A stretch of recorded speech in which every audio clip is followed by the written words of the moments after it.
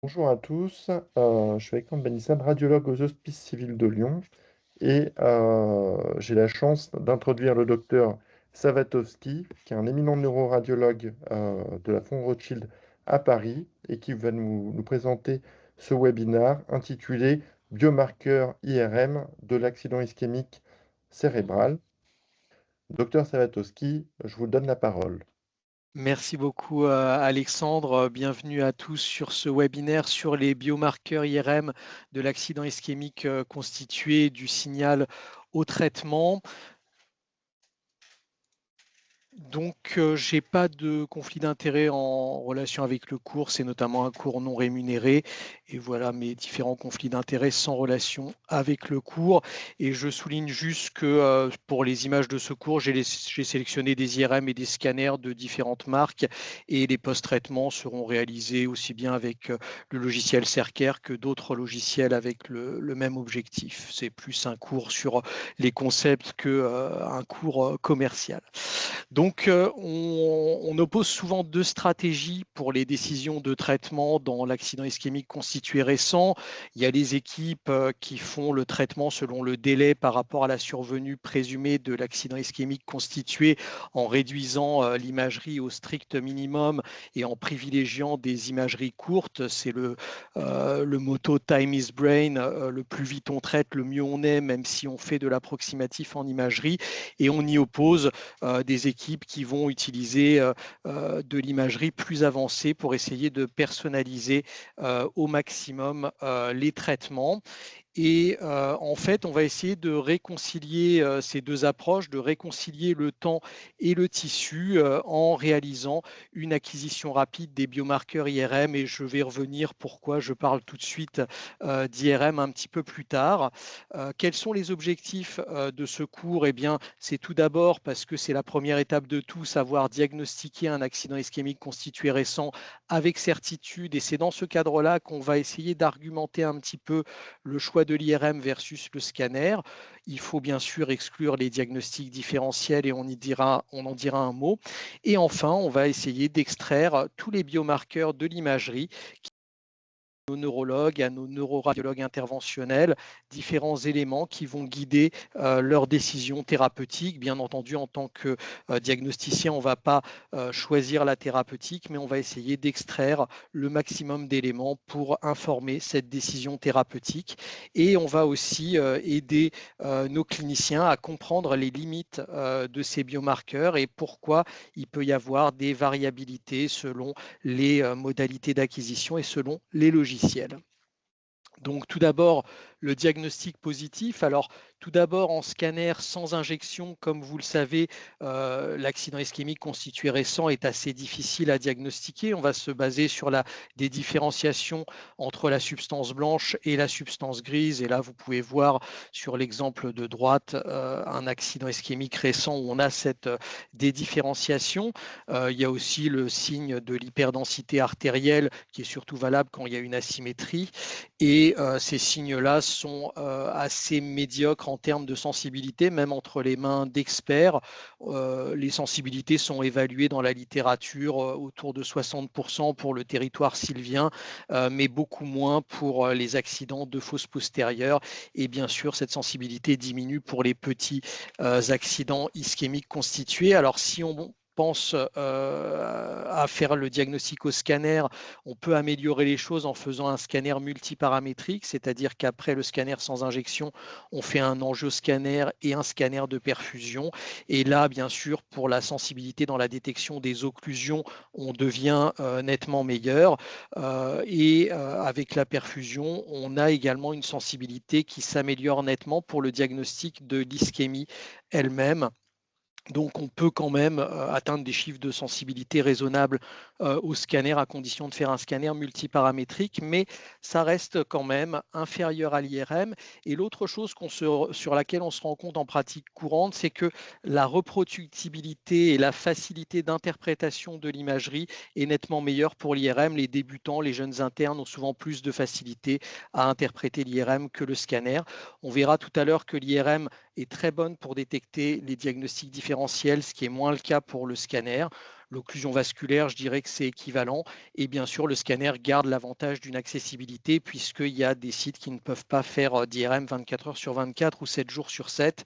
Donc, des fois, j'allais dire, nous n'avons pas le choix. Et j'ai mis une dernière ligne sur le pronostic. Et il semblerait que l'IRM améliore le pronostic dans une étude récente qu'on va détailler. C'est une étude, une méta-analyse qui poule 9 études sur 11 000 patients et qui démontre, j'allais dire, quelque chose dont on se doutait, qui est que le fait de passer systématiquement les patients à l'IRM retarde un petit peu le délai entre l'arrivée à l'hôpital et le début de l'imagerie et retarde un petit peu la thrombolyse. Par contre, le temps jusqu'à la thrombectomie n'est pas retardé. Et ce qui est intéressant dans cette étude, c'est que la mortalité à 3 mois est plus basse dans le groupe des patients qui ont eu l'IRM. Alors, est-ce que c'est parce que l'IRM permet une meilleure sélection des traitements ou est-ce que le fait qu'une équipe choisisse l'IRM témoigne que l'équipe est plus performante ou a plus d'expérience? L'étude ne permet pas de le dire, mais on peut quand même se dire que choisir l'IRM peut sauver quelques vies. Et donc, c'est pour ça que nous, on recommande l'IRM. Et ce qu'on fait à l'hôpital Fondation Rothschild, c'est que les alertes thrombolyse iront toutes à l'IRM par défaut, sauf en cas de contre-indication ou de doute sur une contre-indication. Et bien sûr, en cas d'agitation ou de patient instable ou de patient qui a des difficultés à respirer, c'est là qu'on va l'orienter plutôt en scanner. Et quand on fait un scanner qui va être multiparamétrique. Notre protocole IRM est court mais relativement complet. On va bien sûr faire de la diffusion et on reviendra sur le fait qu'on utilise plutôt une valeur de B à 2000 et à 1000 plutôt que 1000 seulement. On va faire du flair, de l'angiographie en temps de vol et après injection, et on verra un petit peu pourquoi tout à l'heure également. On va faire de la susceptibilité. On va faire du T1 injecté rapide qui dure moins d'une minute et on verra aussi l'intérêt tout à l'heure. On va faire systématiquement une perfusion. C'est quelque chose qui est débattu, mais on en touchera un mot tout à l'heure. Et on fait une perfusion ASL optionnelle en cas de diffusion négative ou de doute sur une diffusion qui ne ressemble pas à un accident vasculaire cérébral. Et on verra pourquoi quand on parlera des diagnostics différentiels. Donc, il y a 3 critères positifs pour faire le diagnostic d'ischémie récente. C'est le fait d'avoir un hypersignal en séquence de diffusion avec des limites nettes, plusieurs zones d'anomalie diffusion. Pour dire que l'AVC est récent et que c'est bien un AVC, on veut que l'ADC soit diminué, le coefficient de diffusion apparent, et on veut enfin que cet hypersignal soit dans une topographie compatible avec ce qu'on connaît des territoires vasculaires anatomiques, artère cérébrale antérieure, artère cérébrale moyenne, artère choroïdienne antérieure, artère cérébrale postérieure, etc. Et avec l'exception des tout petits infarctus qui n'ont pas vraiment de territoire anatomique. Ensuite, une fois qu'on a fait le diagnostic positif, la datation va être importante. Est-ce que l'accident est vraiment récent ou pas? Et l'accident très récent va avoir un flair normal ou simplement une très discrète hyperdifférenciation.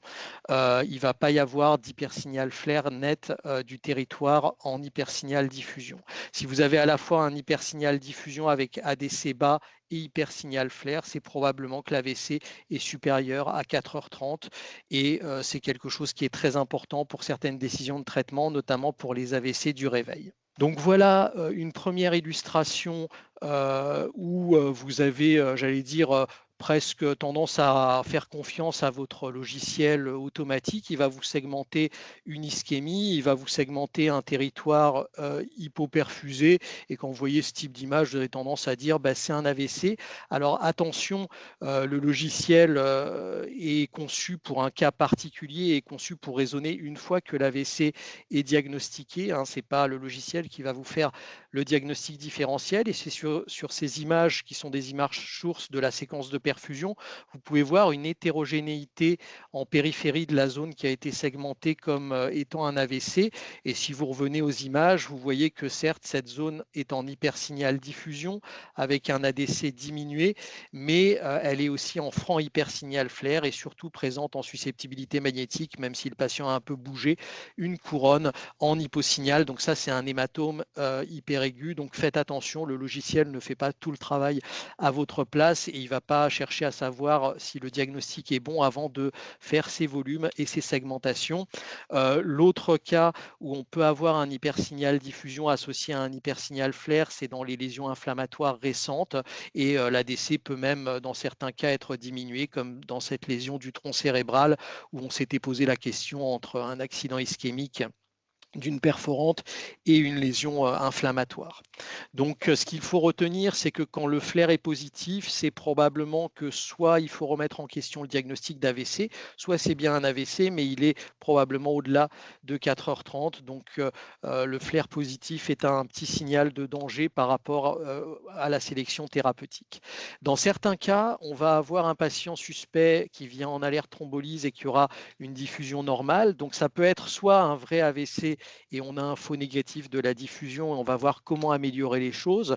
Soit il peut y avoir dans certains cas une occlusion sans que l'AVC ne soit encore constitué et dans ces cas-là, de temps en temps, on va quand même décider de traiter l'occlusion et ça peut être ce qu'on appelle un stroke mimique, c'est-à-dire une cause alternative de déficit qu'on trouve dans à peu près un tiers des alertes thrombolyse, voire plus selon les centres. Donc, on va voir le premier cas de figure de faux négatif de la diffusion. Donc, on sait, mais c'est des études relativement anciennes, que la sensibilité de la diffusion est très élevée, probablement autour de 98%. Pourtant, on a de temps en temps des cas comme ça, notamment sur des accidents de fosse postérieure où le premier examen a été considéré comme négatif et on a répété l'examen à 24 heures devant la persistance des symptômes et on s'aperçoit qu'on avait raté un petit AVC. Donc, même si la sensibilité est élevée, il y a quelques faux négatifs. C'est souvent des AVC de fosse postérieure, des AVC de petite taille, et donc il faut être vigilant à ces faux négatifs, et de temps en temps, on est amené à faire une IRM de follow-up s'il y a quand même une forte suspicion clinique. Alors, comment améliorer les choses? Déjà, à 3T, le B2000 a une sensibilité supérieure au B1000. Ça, c'est un patient le même jour sur la même diffusion. Sur le B1000, vous voyez qu'on a beaucoup de mal à détecter cette lésion qui sort très très bien en B2000. Et plus surprenant, cet AVC qui est quand même relativement gros et sustentoriel, qui n'avait pas été vu sur le B1000 et qui est bien là sur le B2000. Donc on a démontré, et ce n'est pas la première étude qui fait ça, que le B2000 à 3 Tesla en tout cas et a une sensibilité un peu meilleure que le B1000. Donc je vous conseille de faire les deux. L'autre chose que vous pouvez faire pour améliorer votre sensibilité, c'est de regarder systématiquement l'ADC. Ça, c'est aussi particulièrement important à 3T. On a plus d'effet T2 d'Artshoe dans les noyaux gris, c'est-à-dire que les structures qui sont naturellement en hyposignal T2, l'hyposignal T2 peut vous masquer un hypersignal diffusion et ça, vous allez le récupérer par le calcul de l'ADC. Ici, vous avez un AVC du noyau lenticulaire gauche. On peut aussi faire des diffusions volontairement à plus haute résolution avec des faibles épaisseurs, des petites tailles de voxels et le fait d'augmenter le nombre de directions peut aussi nous améliorer la sensibilité. Je vous mets là 3 exemples d'accidents vasculaires qu'on a optimisés, qu'on a mieux vu avec une diffusion haute résolution. Et plus on fait une diffusion haute résolution, bien sûr, plus on a de chances de détecter les tout petits AVC. Alors, ça n'a pas forcément un intérêt dans des symptômes très importants, mais pour les accidents ischémiques transitoires ou les symptômes mineurs, il peut se discuter de transitionner vers une diffusion plus haute résolution plutôt qu'une diff classique. Donc, l'occlusion sans AVC constitué, eh bien, on peut avoir des patients, on appelle ça des fois le mismatch parfait où on a une occlusion vasculaire proximale avec une zone hypoperfusée et aucune ischémie sur la diffusion. Donc quelque part, le patient n'a pas encore fait d'ischémie définitive. C'est un cas très favorable, bien entendu, mais c'est un cas ça qui peut aussi poser débat, parce que est-ce qu'il faut traiter un patient qui n'a pas encore constitué son ischémie, ou est-ce qu'il va tenir avec ses collatérales? Donc maintenant, on commence à avoir de la littérature pour décider. C'est des choses qu'on peut voir aussi sur l'ASL, ces territoires en retard de perfusion, et on peut aussi voir des signes en susceptibilité magnétique avec les brush signs, c'est-à-dire la trop belle visibilité des collatérales leptoméningées et intraparenchymateuses sur la susceptibilité magnétique. C'est un cas particulièrement fréquent quand on est au scanner. Donc ça, c'est un homme qu'on avait passé en scanner parce qu'il avait un pacemaker dont on ne connaissait pas le modèle dans l'urgence et qui était déjà à 12 heures de son déficit, et on n'avait détecté aucun accident ischémique constitué. Il avait un aspect à 10 et il n'avait pas sur la détection du volume ischémique par seuil de CBF de zone ischémique. Et donc, on a beaucoup plus de patients, on va dire, avec 0 millilitres de volume ischémique au scanner que quand on fait une démarche basée sur l'IRM, et c'est probablement parce que le scanner, même avec la perfusion, a quelques faux négatifs. Enfin, est-ce que ça peut être un stroke mimix? Eh bien, voilà quelques exemples. Un premier exemple, c'est ce patient qui avait une aphasie depuis 6 heures, qui a une diffusion qui est normale, hormis des séquelles ischémiques qui sont plutôt en hyposignal diffusion. Et en ASL, il y a une forte hyperperfusion qu'on voit d'ailleurs pas tellement bien en perfusion DSC, et qui traduit une crise d'épilepsie sur cette métastase qu'on voit très bien en T1 pré-injection, et qui pourrait être aussi une crise d'épilepsie favorisée par l'ancienne AVC dans ce même territoire. Deuxième diagnostic différentiel qu'on voit très fréquemment, celui de cette femme jeune qui fait un premier épisode de déficit moteur et d'éparesthésie droite, et qui nous signale des céphalées en sortie d'IRM. On a une diffusion et un flair strictement normaux, mais une zone hypoperfusée en ASL. Et ça, c'est une aura migraineuse. Et de façon intéressante, on a repris cette patiente quelques heures plus tard, et elle avait un pattern ASL inversé. Donc on peut voir les deux dans la migraine. Il y a une phase où on voit de l'hypervascularisation et une phase où on voit une hypoperfusion. Quand on n'a pas d'anomalie en ASL, est-ce qu'on a d'autres signes pour le diagnostic de migraine? On peut utiliser la susceptibilité magnétique, où on va avoir de temps en temps des vaisseaux leptoméningés élargis. Et ils ne sont pas élargis parce qu'ils sont plus gros anatomiquement, mais parce qu'ils ont plus de déoxyhémoglobine et qu'il y a une extraction d'oxygène. Donc maintenant qu'on a des techniques qui nous permettent de faire le mapping de la fraction d'extraction d'oxygène, on peut voir cette augmentation d'extraction d'oxygène également. Et encore une fois, sur les paramètres classiques de perfusion, le volume cérébral relatif, le Tmax, le délai, il y a souvent assez peu d'anomalies dans l'aura migraineuse.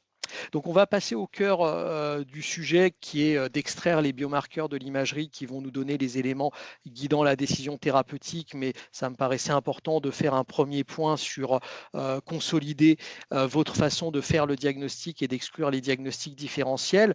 Donc un biomarqueur en imagerie, ça peut être quelque chose de numérique, et ça peut être aussi quelque chose de catégoriel, c'est-à-dire que l'occlusion vasculaire, même si elle n'est pas quantitative, est en quelque sorte un biomarqueur, comme les collatérales sur une angiographie conventionnelle ou un angioscanner, ou ce qu'on appelle le tissue clock, qui est le mismatch diffusion-flair, et qui va nous permettre la datation en fonction de si l'AVC est flair positif ou flair négatif. Tout ça va être des caractéristiques extraites de l'image qui cherche à être reproductible, et qu'on va utiliser comme indicateur d'un processus pathologique, et qui va nous guider dans le traitement. Et donc, ces biomarqueurs vont nous servir in fine à sélectionner les patients pour la thrombolyse et la thrombectomie, où des fois, on va décider à partir de ces biomarqueurs de ne pas faire de traitement de phase aiguë. Alors, avant 4h30, il y a un débat sur l'utilité d'avoir des biomarqueurs quantitatifs, et l'imagerie a surtout un intérêt pour confirmer le diagnostic, exclure les diagnostics différentiels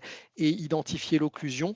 Il y a des applications émergentes, par exemple certains gros AVC, de temps en temps on décide de ne pas les traiter même à la phase précoce, et de plus en plus on va, grâce à la perfusion, récupérer quelques gros AVC qu'on va décider de traiter quand même par thrombectomie. Je vais vous en montrer un exemple tout à l'heure.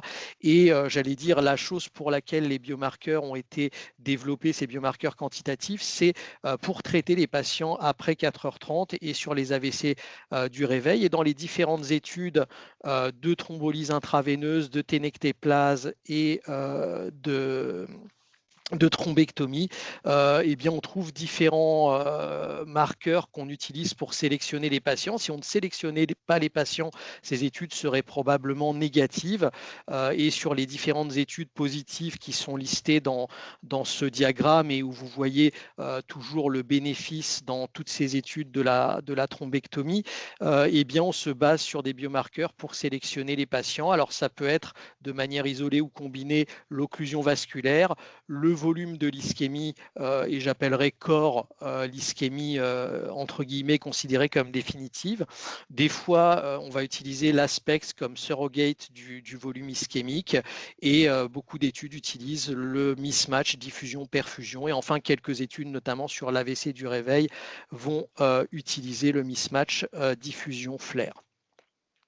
Donc, le premier biomarqueur, j'allais dire, qui ne nous est pas donné par les logiciels pour l'instant en IRM, mais certains logiciels commencent à le faire au scanner, c'est le diagnostic d'occlusion qu'on peut faire en ARM ou en angioscanner.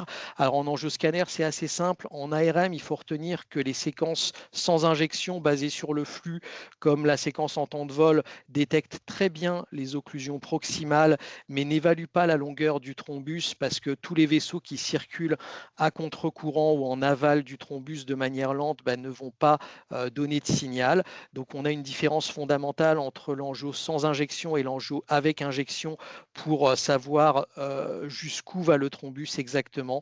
Et ça, c'est quelque chose qui est à retenir. L'autre manière de voir le thrombus, c'est la séquence de susceptibilité magnétique qui marche très bien et qu'on peut faire maintenant dans des versions assez rapides compatibles avec une alerte thrombolyse. Et ici, vous avez donc une occlusion sylvienne proximale avec, vous voyez sur le reste de la souille en mini-MIP, l'élargissement des collatérales leptoméningées. Donc la souille, le T1 injecté aussi vont nous donner des indications sur le degré d'occlusion et la longueur du thrombus qui peuvent être importantes pour le neurologue, notamment sur les probabilités d'efficacité de la thrombolyse seule. Pour les thrombus distaux, ça peut être plus compliqué et c'est là tout l'intérêt d'avoir plusieurs séquences qui vont nous rechercher le thrombus. Ici, vous avez un tout petit AVC sylvien distal et vous ne le voyez pas de manière évidente en TOF et en angiogado. On peut peut-être se douter qu'il y a une petite asymétrie gauche-droite sur les branches postérieures, mais je trouve que c'est pas facile à voir. Et en faisant la susceptibilité magnétique, vous allez parfaitement voir ce thrombus. Et pourquoi faire un T1 spinéco injecté? Eh bien, ça va vous donner ce qu'on appelle le PCVH, le post-contrast vascular hyperintensities, qui va voir toutes les branches en aval du thrombus et qui va souvent voir un tout petit peu de vaisseau juste en amont du thrombus, et le thrombus à la phase aiguë souvent lui-même ne va pas prendre le contraste. Donc vous moulez aussi très bien le thrombus avec ces techniques d'imagerie et ça nous a des fois aidé à trouver un thrombus distal. Plus surprenant, la perfusion peut nous aider à détecter une occlusion de vaisseaux de moyen calibre qui est difficile à voir en angio-IRM.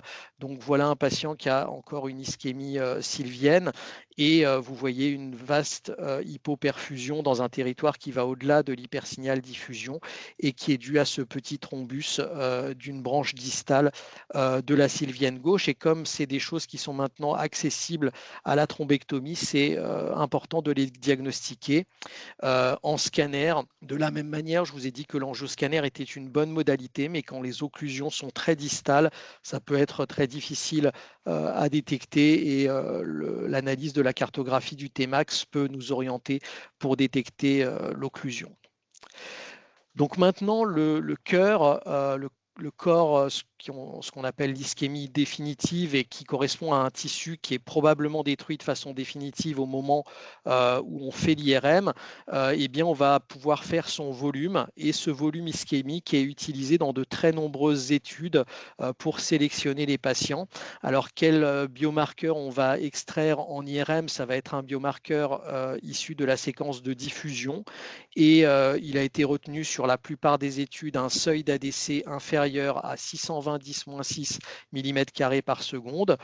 En scanner, on retient souvent le seuil de 30% de RCBF et il y a certaines études qui utilisent le score à aspect comme surrogates. Plus le score est bas, plus on a un gros volume, et il y a effectivement une corrélation entre l'aspect et le volume en diffusion, même si ça reste quand même un peu moins précis. Donc, pourquoi on utilise ce corps? Eh bien, on se dit que si le volume ischémique au moment où on fait l'IRM est gros, eh bien, il va peut-être y avoir moins de bénéfices de certains traitements. Alors, je dis moins de bénéfices, mais pas un bénéfice nul, hein. On a maintenant démontré dans certaines études que dans certains sous-groupes, il peut y avoir, même sur un gros volume ischémique, et c'est des études relativement récentes de 2023, un bénéfice de la thrombectomie. Ça nous dit aussi qu'il y a plus de complications hémorragiques, il y a plus de risques de complications hémorragiques, et ça nous dit s'il y a un volume au-dessus de 145 millilitres, qu'il y a un risque d'AVC malin dans les jours qui suivent l'AVC. Donc le volume ischémique, il est proportionnel forcément au délai entre l'AVC et l'imagerie. C'est-à-dire que plus vous faites l'imagerie tard par rapport à la survenue de l'AVC, plus l'AVC aura eu le temps de grossir avant l'IRM, et plus vous aurez un gros AVC en moyenne.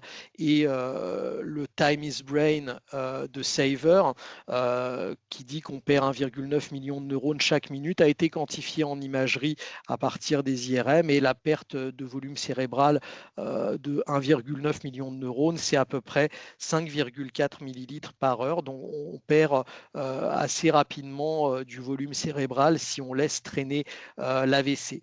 Après, la réalité, c'est que si on regarde les volumes et la croissance de volume individuelle selon les patients, eh bien, chaque patient a sa vitesse de croissance personnalisée.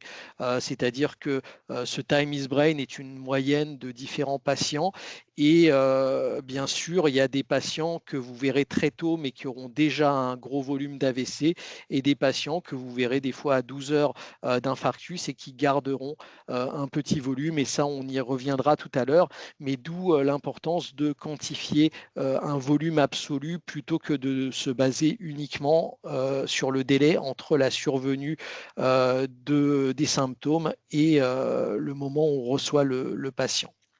Donc, un des premiers exemples de cette sélection des patients sur la fenêtre étendue sur la base du volume ischémique, ça a été l'étude Dawn qui a été publiée en 2018 et qui mettait des critères qui dépendaient à la fois de l'âge, de la sévérité clinique évaluée par le NIHSS et du volume du corps.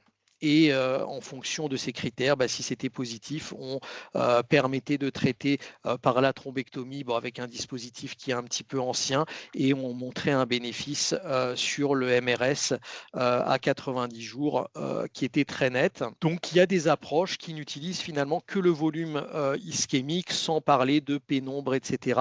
Et il y a d'autres études qui vont être un peu plus complexes et qui vont se baser sur le tissu hypoperfusé, qui est encore viable et récupérable si on restaure une bonne perfusion de cette zone, notamment en débouchant le vaisseau.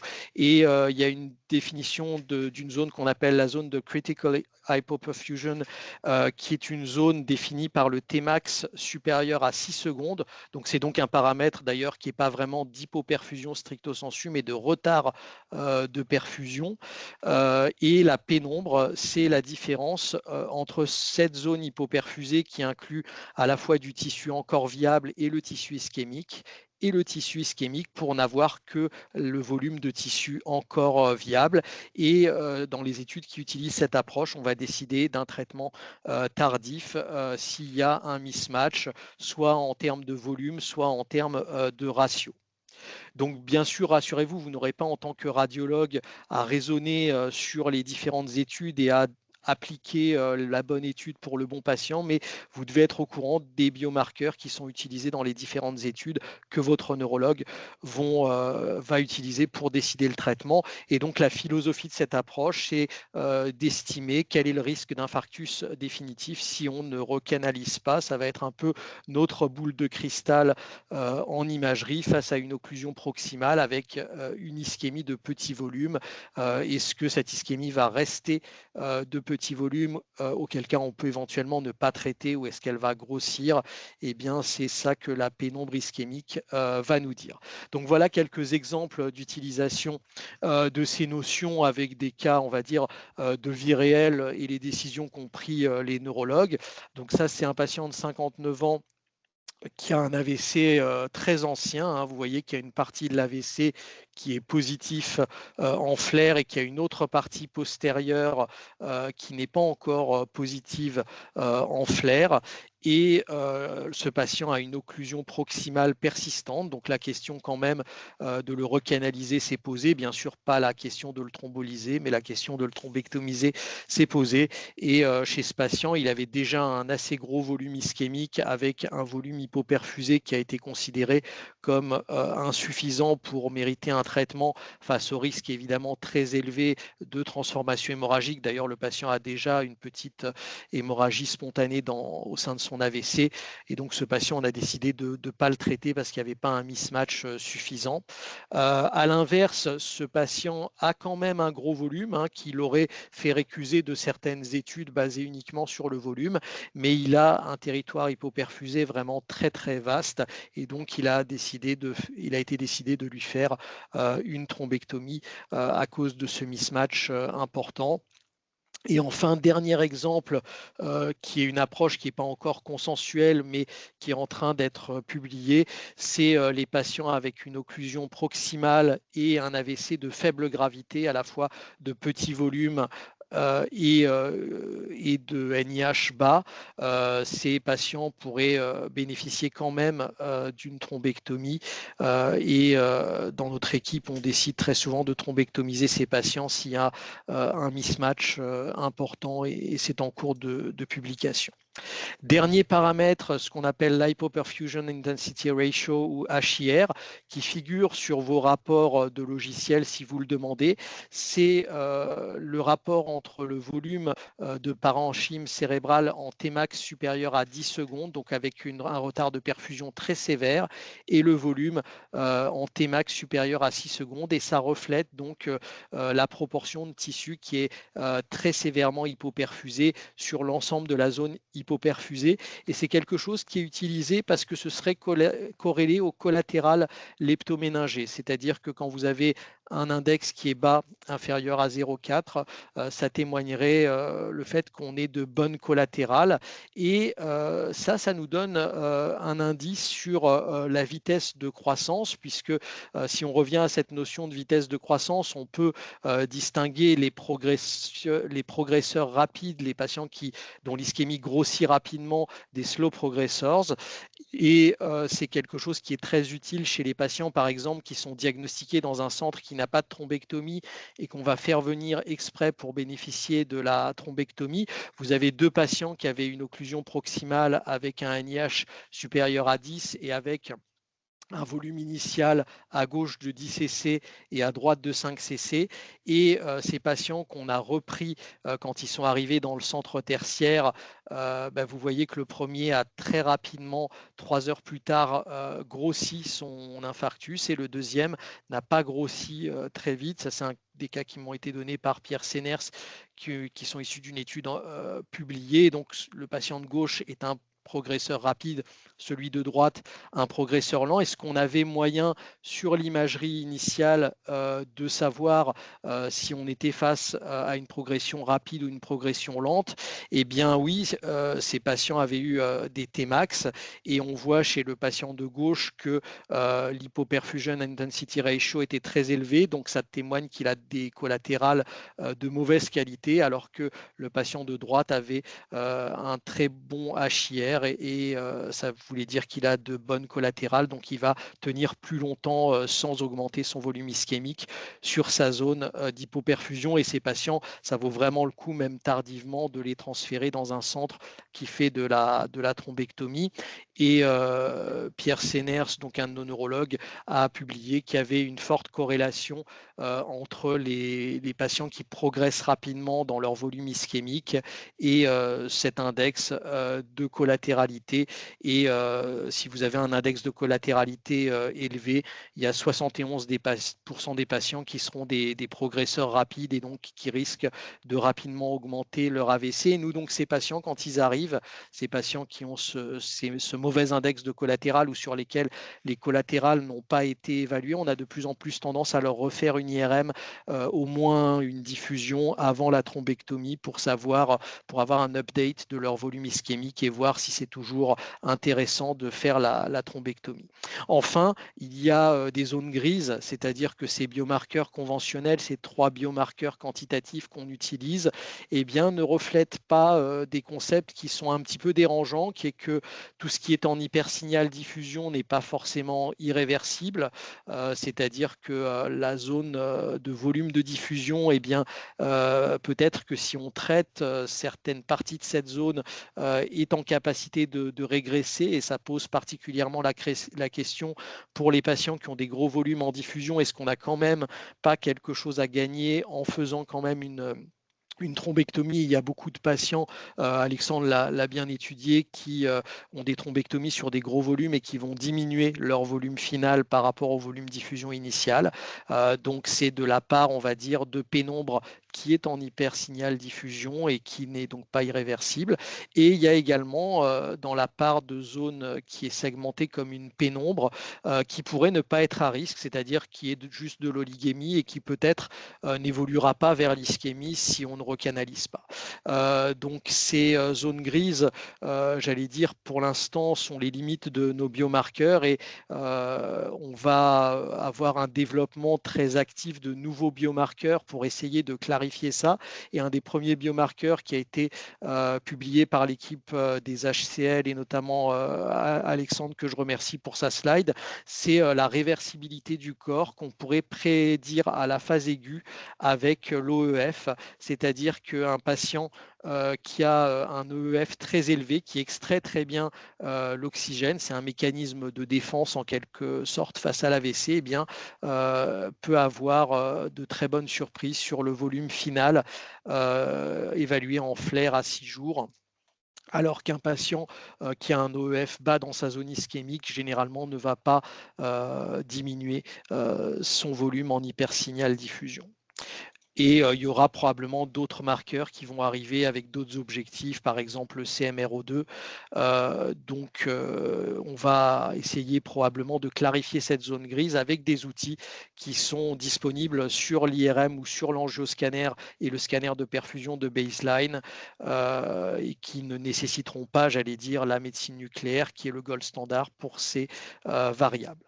Enfin, on va terminer par les limites et la variabilité de nos biomarqueurs.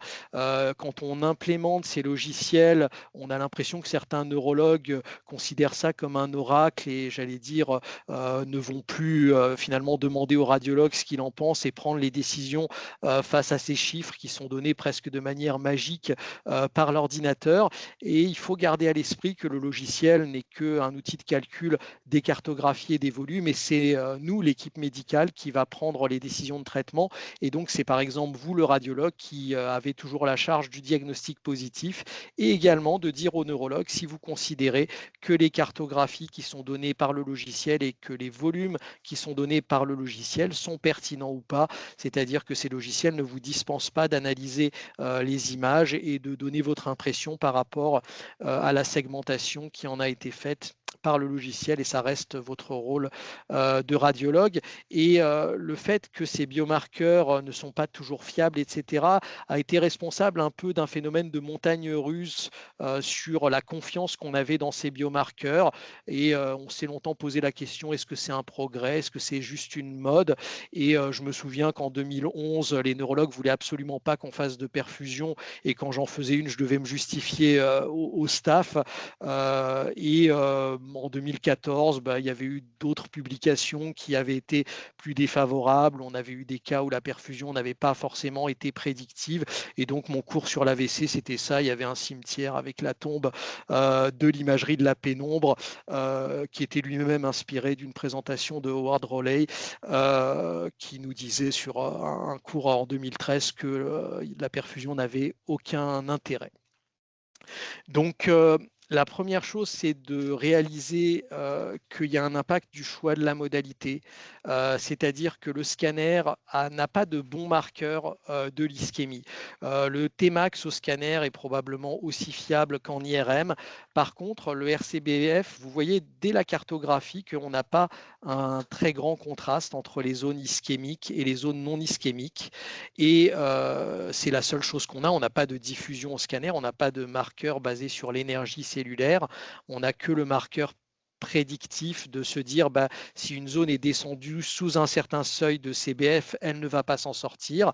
Et voilà l'exemple d'un patient où en seuillant le CBF, on avait 13 cc de volume ischémique, et en faisant varier le seuil de CBF de 1 à 2%, on pouvait très rapidement passer de 2 à 30 cc en fonction du seuil choisi.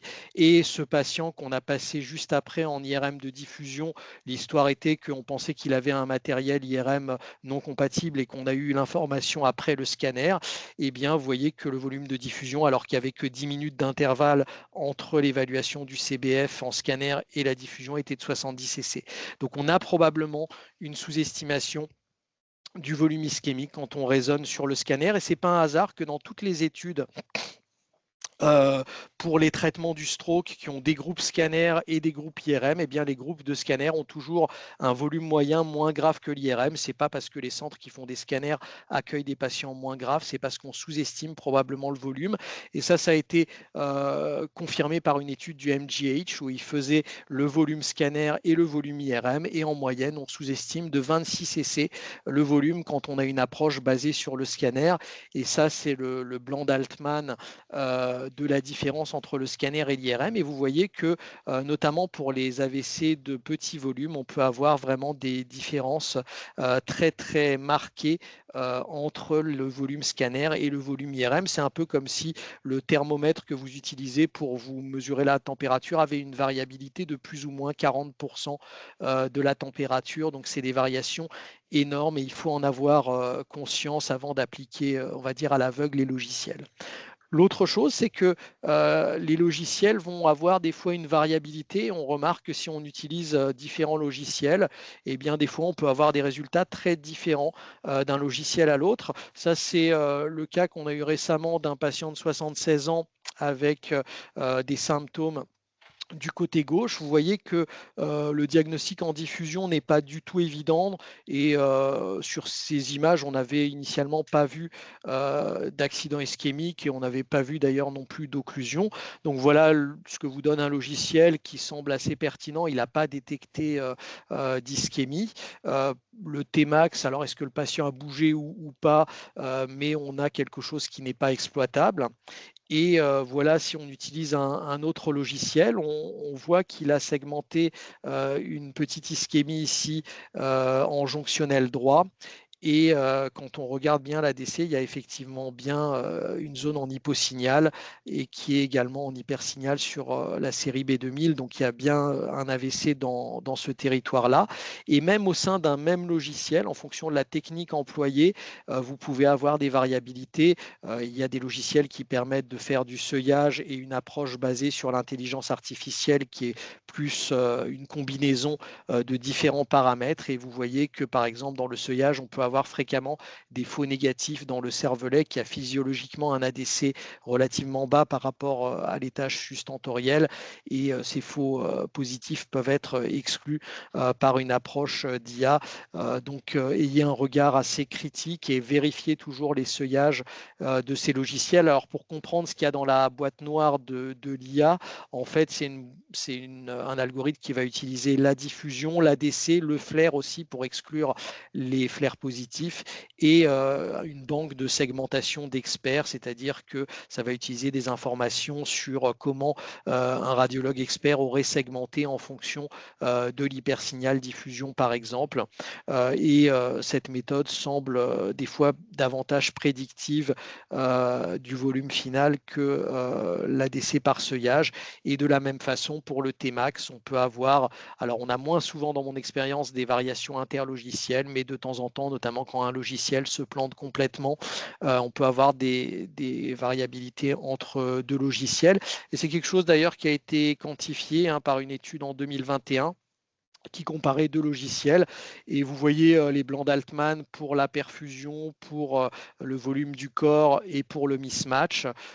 Et si on se concentre par exemple sur la diffusion, eh bien, il y avait une différence qui était en moyenne de 6 cc entre logiciels. Alors en moyenne, ça ne fait pas énorme, mais il y avait des cas extrêmes avec 43 cc de logiciel. 43 cc, bien sûr, ça pourrait changer une décision thérapeutique. Et là, vous avez l'impression que tous les points sont dans l'intervalle de confiance du blanc d'Altman, mais en fait l'intervalle de confiance est à plus ou moins 30 cc de volume, donc c'est bien sûr très important et ces points qui sont quand même dans l'intervalle de confiance sont sur des valeurs qui pourraient changer la décision clinique.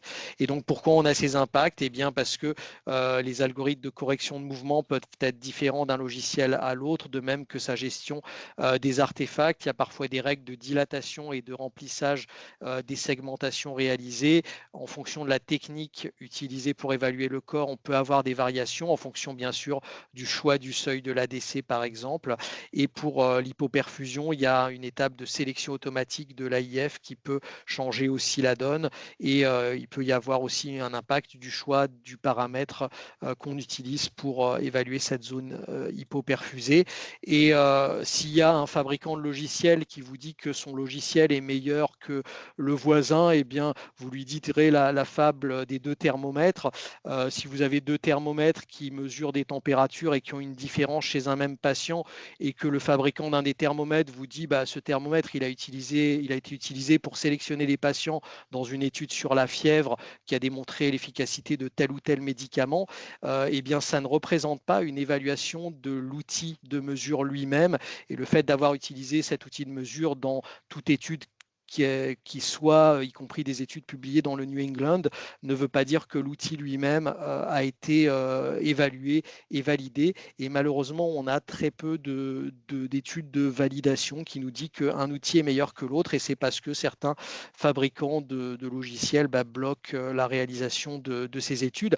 Alors, est-ce que c'est un sujet important? Est-ce que la variabilité de ces mesures peut avoir un impact sur le choix du traitement? Ça, c'est un patient qu'on a eu la semaine dernière, donc un volume ischémique évalué à 29 cc et une hypoperfusion à 38. Donc le neurologue a décidé que ça ne valait pas le coup de le thrombectomiser. Quelques minutes plus tard est arrivée cette autre carte d'un autre logiciel où on avait un volume ischémique beaucoup plus petit et le radiologue a jugé que le volume à 14 cc était probablement plus pertinent que le volume à 29 cc où il y avait eu beaucoup de remplissage de trous. Et le neurologue nous a dit si j'avais su qu'il y avait ce mismatch-là, je l'aurais peut-être envoyé en thrombectomie. Donc ça peut quand même avoir un vrai impact sur le choix du traitement, d'où la nécessité que les radiologues se mouillent un petit peu pour dire s'ils font confiance à la segmentation du logiciel ou pas.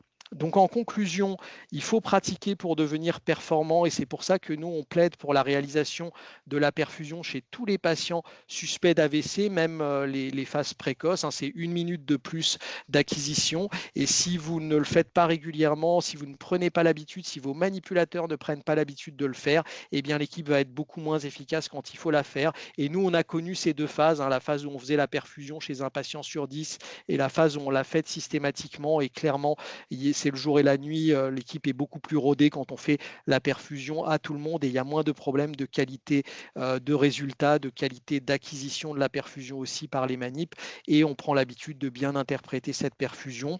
Il faut faire des modèles de compte rendu d'AVC, travailler avec vos neurologues pour que le neurologue trouve les informations qui lui sont nécessaires, notamment le volume du corps, le thrombus, où il est, combien il fait de centimètres et est-ce qu'il y a un mismatch en perfusion. Et il faut encore une fois, je suis désolé, je me répète, vérifier la validité des résultats quantitatifs qui nous sont donnés par les logiciels commerciaux et ne pas supposer qu'ils sont toujours exacts. Il faut notamment inclure une certaine critique dans le compte-rendu quand vous recopiez ces volumes. Et si vous vous posez la question de quel est le logiciel qui est le meilleur pour vous, eh bien, testez les logiciels avec vos propres données. Certains logiciels sont peut-être plus performants sur certains sites. Moi, je sais que sur mon site, il y a un logiciel qui est plus performant qu'un autre, mais ce n'est pas forcément le cas sur votre site. Peut-être vous aurez un autre logiciel. Donc, benchmarkez vos logiciels quand vous faites des achats et testez-les pendant une certaine période sur vos propres données pour savoir si les résultats qu'ils donnent sont fiables. Je vous remercie de votre attention et n'hésitez pas à poser vos questions dans le chat. Merci, docteur Savatowski, pour toutes ces questions, enfin, pardon, cette présentation. Je ne sais pas s'il y a des questions parmi les participants. Bravo pour cette présentation et surtout d'avoir rappelé l'importance de la perfusion en cas d'AVC. À Lyon, on fait également systématiquement une perfusion parce que ça facilite le diagnostic des AVC distaux et ça permet de quantifier la pénombre. Alors, moi, j'avais une question pour vous. À la Fondation Rothschild, est-ce que vous avez des retours particuliers des neurologues par rapport à ça maintenant? Est-ce qu'ils sont plutôt contents ou pas des perfusions qui sont faites systématiquement? Alors, sur le fait que les perfusions sont faites systématiquement, ils sont contents. Et nous, on a le cas qu'on prend beaucoup de patients qui viennent d'autres hôpitaux et ils râlent même beaucoup quand ils n'ont plus un patient accueilli avec de la perfusion et ils nous encouragent à aller faire des cours dans les autres services pour que tout le monde se mette à la perfusion. Donc, je pense qu'il y a un vrai intérêt. Il n'y a probablement pas un intérêt sur tous les patients, mais on a toutes les semaines des patients, on a regretté de ne pas avoir fait la perfusion et on s'est dit, ah bah tiens, il nous a manqué peut-être une information qui nous aurait permis de mieux sélectionner le patient, de peut-être ne pas traiter ce patient qui a eu la complication ou à l'inverse de traiter ce patient qui a présenté une augmentation de son volume ischémique un peu tardive. Donc je pense que les neurologues sont tout à fait convaincus et les neuroradiologues interventionnels de l'intérêt de la perfusion et vraiment je recommande, j'allais dire avec leur aval, à tout le monde de faire cette approche-là. Je pense que l'approche de faire juste un scanner sans injection ou même une IRM très simple avec juste une diffusion, un TOF, un T2 étoile n'est peut-être plus suffisamment à jour par rapport à ce qu'on peut faire maintenant dans la sélection fine des patients. Après, est-ce qu'ils sont contents des post-traitements qu'on leur donne de la perfusion? Eh bien, ça, c'est assez variable. C'est-à-dire qu'il y a quand même des cas où on n'est pas satisfait du volume, où on se dit, bah, tiens, le volume qui nous a été donné par le logiciel X ou le logiciel Y n'est pas optimal. Et nous, on a pour l'instant 2 logiciels, donc on n'hésite pas à utiliser les deux et à dire dans le compte-rendu lequel nous paraît le plus pertinent. Alors, on a l'impression qu'il y a assez peu d'erreurs sur le Tmax. On retoque assez rarement en tant que radiologue le Tmax. Par contre, sur le volume de diffusion, souvent, il y a des choses à redire et il y a fréquemment des sous-estimations ou des surestimations du volume de diffusion. Donc, c'est là-dessus, je pense qu'il faut être particulièrement vigilant dans le contrôle des segmentations faites par le logiciel. Donc j'avais aussi une question peut-être un peu plus technique. Je suppose qu'à la Fondation Rothschild, vous avez participé aux essais sur les occlusions moyennes, de thrombectomie dans les occlusions moyennes. Enfin, si j'ai raison. Oui, oui, je crois qu'on n'apporte pas à toutes les Oui. études, mais à certaines, oui. Et peut-être dans cette population, est-ce que vous avez constaté, donc pour rappel, pour les participants, il y a eu des essais de thrombectomie sur des occlusions moyennes, donc pas proximales, qui sont revenues négatives. Et dans la littérature, on ne comprend pas forcément pourquoi. Est-ce que vous, je sais pas, vous avez observé quelque chose de particulier dans ces cas-là? Alors, j'ai pas eu le gold standard, c'est-à-dire j'ai pas eu l'évolution des patients, donc on n'a pas réanalysé nos datas pour voir s'il y avait quelque chose qui aurait permis, j'allais dire, de prédire les patients qui ont été des bons répondeurs et les patients qui ont été des mauvais répondeurs. À ma connaissance, ça n'a pas été fait, on n'a pas les données pour le faire, mais effectivement, ce qu'on a l'impression, c'est qu'il y a quand même certains patients qui ont l'air d'avoir bénéficié de cette approche, même si sur le global, ça n'est pas ressorti. Et donc, est-ce qu'on les a correctement sélectionnés sélectionné? Est-ce qu'il y aurait eu des critères de sélection plus rigides à faire pour se focaliser sur des sous-groupes qui en auraient bénéficié? C'est ce qu'on pense, mais on n'a pas vraiment pour l'instant de moyens de le prouver. Il faudrait qu'on sache dans les patients qu'on a thrombectomisés, qu'on récupère un peu les MRS et les chiffres un peu de volume final pour savoir s'il n'y avait pas un sous-groupe qu'on aurait pu prédire à partir du mismatch ou à partir peut-être de paramètres plus complexes comme le CMRO2, parce que souvent le mismatch dans les occlusions de moyens vaisseaux, il est plus faible. Donc des fois on est au-dessus du seuil quand même, mais c'est un mismatch qui est souvent un peu plus faible que les occlusions très proximales. Et donc on se dit que peut-être il y a plus souvent de l'hypersignal diffusion qui peut être récupéré et qu'il y a peut-être des zones de pénombre qui sont surestimées à l'inverse et qui font que peut-être certains patients qui n'auraient pas été traités vont bien quand même. Et donc c'est probablement un domaine où les nouveaux marqueurs type OEF ou CMRO2 vont peut-être beaucoup nous aider. Et j'avais donc peut-être juste une petite dernière question pour le B2000. C'est vrai que parce que nous, on n'en fait pas, en tout cas à Lyon. Est-ce que le B2000, il change surtout sur la détection, si j'ai bien compris, mais pas trop sur la quantification du corps? Alors, il peut changer la quantification du corps, mais dans le mauvais sens. C'est-à-dire que clairement, les logiciels ne sont pas conçus pour le B2000 et les seuils dont j'ai parlé sont conçus pour le B1000. Donc, si on garde un seuil de B1000, qu'on l'applique à une diffusion B2000 où l'ADC est souvent un peu plus bas, il est un peu sous-estimé l'ADC quand on le calcule avec le B2000. Et bien souvent, les valeurs de volume, par exemple, vont être moins fiables. Donc, je le conseille surtout pour le diagnostic positif. C'est-à-dire que je trouve que dans ce que le radiologue est capable de détecter, ça va des fois récupérer quelques AVC. Alors c'est peu, hein, c'est autour de 1 à 2%, on a vu de différence de sensibilité, mais ça peut être intéressant quand même dans certains cas. Merci beaucoup. Ah, j'ai une question. Et je voulais demander ce que disent les médecins qui, qui donc disent que la perfusion ajoute trop de temps avant le traitement et qu'on devrait, bon, entre guillemets, simplifier. Donc, en gros, qu'est-ce que vous dites quand certains médecins disent la perfusion, c'est pas très utile, il faut surtout éliminer l'hémorragie et savoir s'il y a une occlusion qui est éligible à une thrombectomie? Alors, il y a deux façons de faire face à une équipe de neurologie, on va dire, qui est très dans l'attitude time is brain. La première chose, c'est que comme on a vu, finalement, en moyenne, effectivement, 12 minutes, ça sauve des neurones et faire une IRM par rapport au scanner où on va globalement perdre un peu de temps, on perd ces 10 à 12 minutes, ça c'est vrai.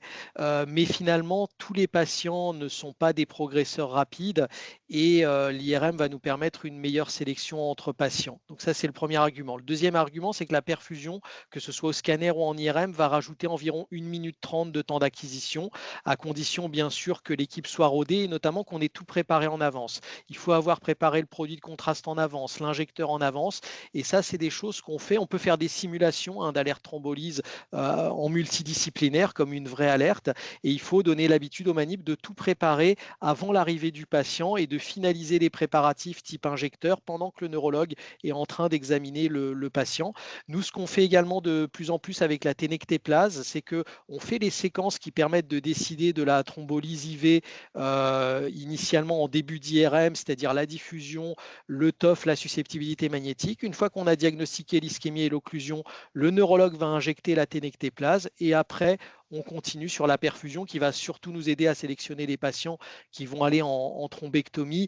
Et donc là, le neurologue ne peut même plus dire qu'il a perdu du temps puisque la perfusion est faite après le traitement médical et on fait perdre aucun temps parce que le temps que la salle de NRI et que les anesthésistes se préparent, on a le temps de finir l'IRM. Complètement d'accord. Je rajouterais peut-être aussi qu'il y a quand même un taux de recanalisation futile. Donc, c'est des thrombectomies qui n'apportent pas de bénéfices majeurs aux patients. Il y en a beaucoup plus quand on ne fait pas une sélection par l'imagerie lourde donc avec perfusion ou aussi IRM de perfusion. Il y en a plus que quand on se contente juste de faire un scanner sans injection et un angioscanner des TSA. Donc, ça permet quand même d'affiner euh, enfin de mieux sélectionner, je pense, les patients avant un traitement de thrombectomie, dont je rappelle, le taux de complication est entre 3 et 5%. Et quand il y en a, c'est très sévère, puisque ça peut très vite conduire au décès du malade. Ouais, pas Merci d'autres à tous questions. de votre attention et merci beaucoup Alexandre. Merci beaucoup, Jean Savatowski, et à bientôt. Et un grand merci à Serker pour l'organisation de ce webinaire.